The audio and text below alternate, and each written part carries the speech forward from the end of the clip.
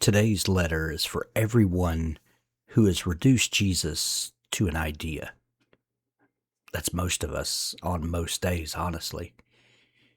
We hold Jesus as a doctrine, as a position we agree with, as a category of thought, as something we believe. And we never quite let him be a body. But John's prologue insists on the body. The Word became flesh. The Word pitched a tent. The Word had skin. Welcome back to Letters from Home. I'm Hank Garner, and this is Thursday, The Address. 3 days in, we've read John 1. We've sat with John the Apostle and his reasons for writing the prologue. We've walked through the Word, the light, the witness, and the hinge verse that ties the cosmos to a body. Today is the day the passage starts asking us questions. So here's the question. If the Word became flesh, what difference does that make to how you live? Most American Christianity has worked very hard to make Jesus a concept. We have systems of doctrine. We have schools of thought. We have orderly frameworks for what to believe about him. And those frameworks are not bad. The early church worked hard on them. Christology matters. But the prologue does not give us a concept. It gives us a body, a baby, a face, a man you could have met. I want to be specific about why this matters. If Jesus is a concept, you can keep him in a category in your mind. You can think about him on Sundays. You can read about him. You can talk about him with other Christians. And you can keep your actual life separate.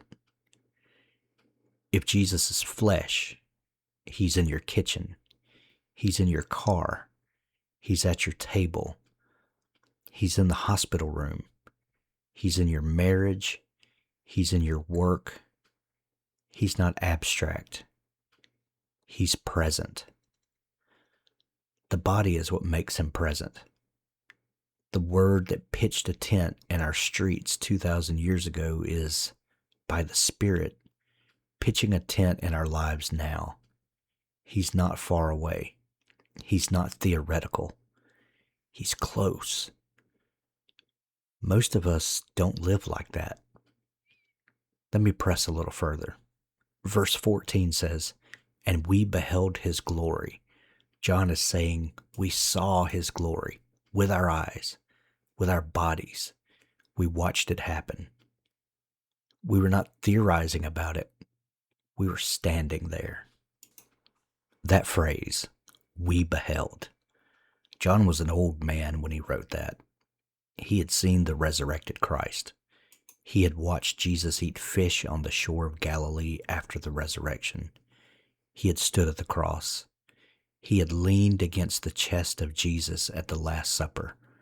By the time he wrote the prologue, decades had passed, and he was still saying, "We beheld his glory." He had not let it become abstract. Most of us, even those of us who have followed Jesus for years, have let parts of it become abstract.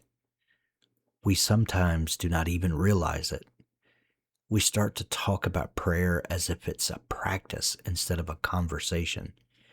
We start to talk about grace as if it's a category instead of a gift we are still receiving today. We start to talk about Jesus as if he is a doctrine instead of a person.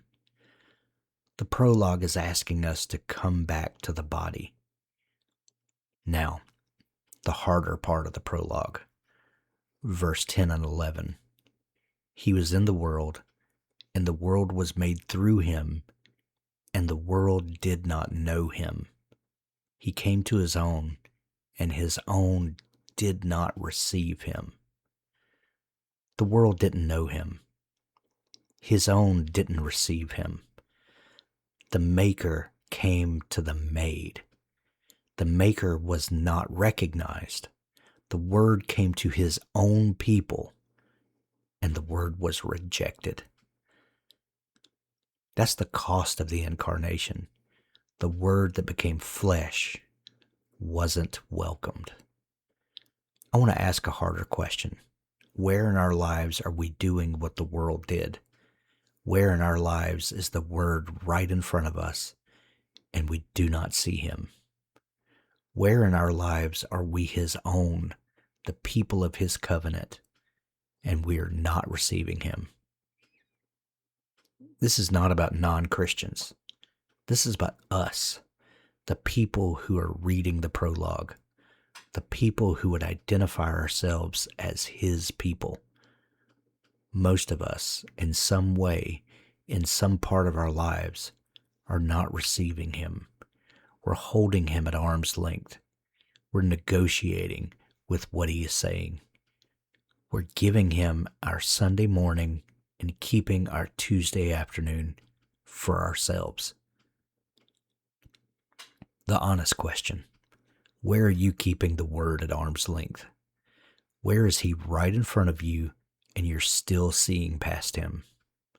Don't soften that question. The prologue doesn't soften it. Here's the grace part, verse 12. But as many as received him, to them he gave the right to become children of God. Receiving. The word is open. The right is offered. The door is unlocked. The only thing standing between you and the gift is the receiving.